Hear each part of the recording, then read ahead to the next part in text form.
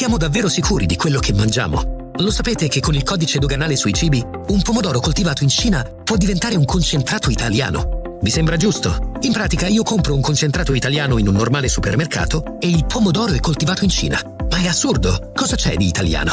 Fermiamo il falso cibo italiano. Basta truffe. Qui si gioca con la salute delle persone. Coldiretti e Campagna Amica Nuoro e Astra vi invitano alla raccolta firme per abolire il codice doganale sui cibi. Firma la petizione in tutte le sedi Coldiretti e i mercati di Campagna Amica. Per mangiare genuino, per stare meglio. Elegante dallo stile moderno. Dalle 6 del mattino la tua colazione è dolce o salata e anche senza glutine. Caffè Noir, in centro a Tortolì. Momento aperitivo. I fantastici cocktail sono accompagnati da originali stuzzicherie create apposta per te. E la sera il freddo d'inverno non è più un problema. L'elegante Deor riscaldato farà la tua serata intrigante con le migliori selezioni di gin, rum, vodka, tequila e whisky provenienti da tutto il mondo. Caffè Noir Cocktail Bar, il tuo momento. Via Monsignor Virgilio 10 a Tortolì. Allora, per prima cosa facciamo questo shampoo purificante. Ora andremo a rilassare il capello con una bella maschera rivitalizzante. E per finire, messa in piega, inondiamo di profumo. Ma certo, abbiamo pensato anche a te. Amy Beauty Air presenta la nuova linea dedicata ai tuoi amici a quattro zampe. Shampoo e balsamo per un effetto davvero wow. Acquistali da Amy Beauty Air, via Macomer 1 dietro Banca Intesa a Tortolì. 0782 62 36 84.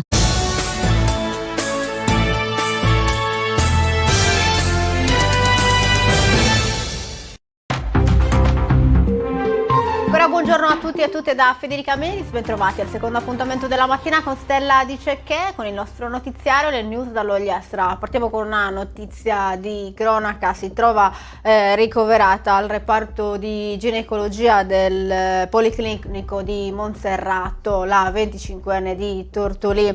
È rimasta ferita venerdì sera in un brutto incidente stradale avvenuto all'altezza di Gennegresia nel territorio tra Iersu e Cardedu. Fortunatamente la ragazza con il bimbo che porta in grembo sono fuori pericolo.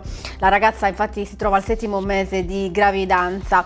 Preoccupava la ferita riportata alla testa, ma comunque dopo queste ore è fortunatamente tutto nella norma. L'incidente era avvenuto attorno alle 20:30. L'auto sulla quale viaggiava con il compagno era uscita fuori strada finendo appunto nelle campagne adiacenti. Lei era seduta sul lato passeggero, era stata sbalzata fuori dall'abitacolo, trasportata in codice rosso all'ospedale di Lanusei e successivamente trasportata con l'elio di soccorso al Policlinico di Monserrato. Sul posto venerdì sera erano intervenuti i vigili del fuoco di Lanusei, 118 e carabinieri di Iersu. Se la sono vista brutta, ma fortunatamente se la caveranno e sono ora fuori pericolo.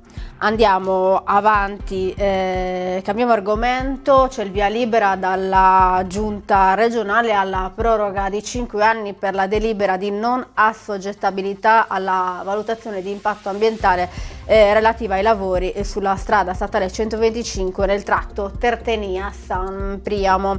La realizzazione delle opere dell'ultimo lotto della 125 lotto 1 stralcio 2 Tertenia San Priamo era sollecitato da tempo dalle comunità coinvolte, le cui opere sono ferme al palo ormai da anni. Questa delibera consentirà il completamento dell'opera con standard di sicurezza e percorribilità di una strada statale a scorrimento veloce. L'assessore ai lavori pubblici Antonio Piu spiega: con questo passaggio possono riprendere le attività per la conclusione delle procedure amministrative. Si può quindi ragionare concretamente sui tempi di esecuzione dei lavori.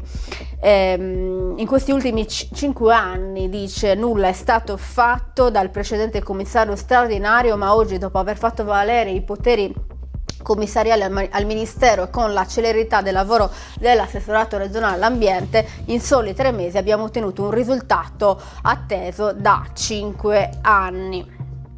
Andiamo avanti ora, passiamo a Barisardo. Dopo oltre 7 anni viene resa alla comunità parrocchiale una chiesa particolarmente amata dai fedeli, quella di San Leonardo, risalente al XVI secolo. Fino ad oggi non era più utilizzabile e inagibile.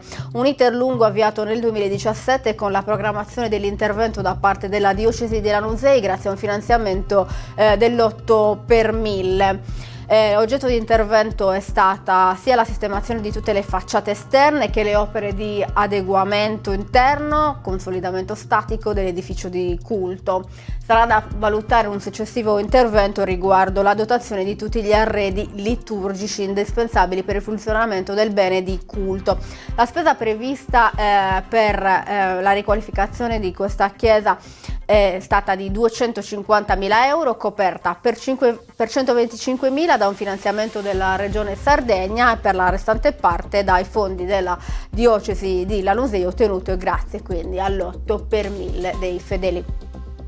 Ci spostiamo a Seui, dove aprirà un servizio di salute mentale, lo fa sapere l'ASL Ogliastra. Un'equipe di professionisti sarà disponibile per gli utenti con cadenza quindicinale a partire da domani 18 febbraio. Il servizio sarà operativo negli spazi della sede della Guardia Medica di Via Roma, sarà attivo dalle 16 alle 18. Le attività verranno seguite dal dottor Antonello De Monti, psichiatra e direttore del Dipartimento del Centro di Salute Mentale dell'ASL Ogliastra. Il medico verrà affiancato da un infermiere e da un operatore socio-sanitario.